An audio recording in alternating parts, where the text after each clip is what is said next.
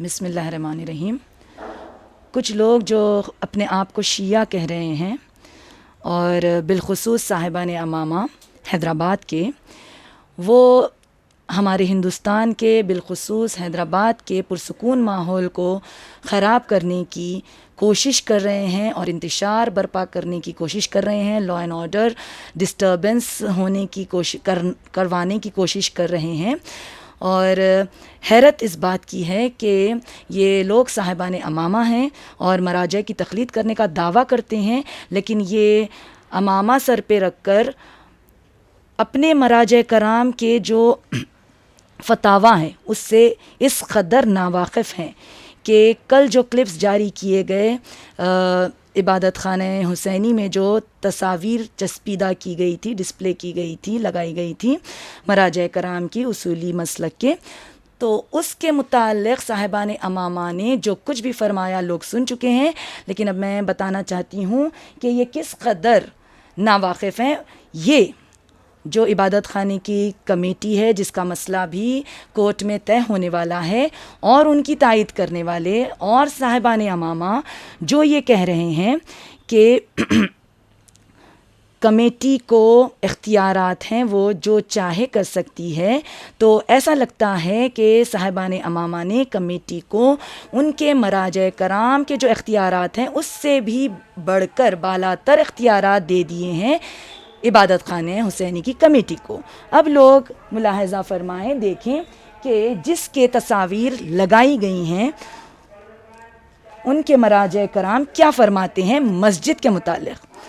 مسجد حالانکہ وہ نہیں ہے، اس کا مسئلہ طے ہوگا کورٹ میں، لیکن چونکہ وہ مسجد کہہ رہے ہیں عبادت خانہ حسینی کو، تو لہٰذا اب ہم بتائیں گے کہ ان کے مراجع کرام کیا فرماتے ہیں۔ یہ ہے توضیح المسائل آیت اللہ خوئی صاحب کی، آپ لوگ اسکرین پر دیکھ سکتے ہیں۔ پھر اس کے بعد ان کی آپ پکچر بھی دیکھ لیں جو عبادت خانے میں لگائی گئی ہیں، جس کو کمیٹی اور ان کے تائید کرنے والے اور صاحبان امامہ مسجد کہہ رہے ہیں۔ اب آیت اللہ خوئی صاحب مسجد کے متعلق کیا فرماتے ہیں۔ پیج نمبر 166، مسئلہ نمبر 917، احتیاط مستحب یہ ہے کہ مسجد کو سونے سے اور ان چیزوں کی تصویروں سے، لوگ غور کریں، ان چیزوں کی تصویروں سے نہ سجایا جائے جو انسان اور حیوان کی طرح روح رکھتی ہیں۔ ان چیزوں کی تصویروں سے نہ سجایا جائے جو انسان اور حیوان کی طرح روح رکھتی ہیں۔ یہ لوگ مسجد کہہ رہے ہیں اور اپنے ہی مراجع کرام کے فتاویٰ کو نظر انداز کرتے ہوئے اپنی منمانی کر رہے ہیں، اور ان کی تائید صاحبان امامہ کر رہے ہیں۔ افسوس کی بات ہے کہ صاحبان ممبر کا یہ حال ہے تو عوام کس قدر جاہل ہوگی۔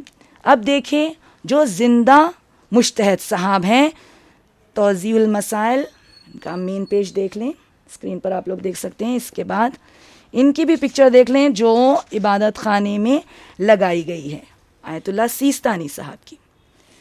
اب یہ مسجد کے متعلق کیا فرما رہے ہیں۔ پیج نمبر 147، مسئلہ نمبر 917، احتیاط واجب یہ ہے کہ مسجد کی سونے سے زینت نہ کریں، اور احتیاط مستحب یہ ہے کہ مسجد کو انسان اور حیوان کی طرح جانداروں کی تصویروں سے بھی نہ سجایا جائے۔ کیا کہہ رہے ہیں سیستانی صاحب؟ جو زندہ مجتہد ہیں، یہ کہہ سکتے ہیں کہ مات المفتی مات الفتویٰ، کوئی صاحب مر گئے لہٰذا ان کے فتوے پر عمل نہیں ہو رہا، لیکن سیستانی صاحب تو زندہ ہیں، آپ بھی یہی فرما رہے ہیں، لیکن تقلید کرنے والے اس کو نظر انداز کرتے ہوئے عبادت خانے کو مسجد بتا کر وہاں پر تصویریں لگا رہے ہیں، خود ان کی جو اس بات کی مخالفت کر رہے ہیں کہ مسجد میں احتیاط مستحب یہ ہے کہ مسجد کو انسان اور حیوان کی طرح جانداروں کی تصویروں سے بھی نہ سجایا جائے۔ اللہم صلی علی محمد و آل محمد۔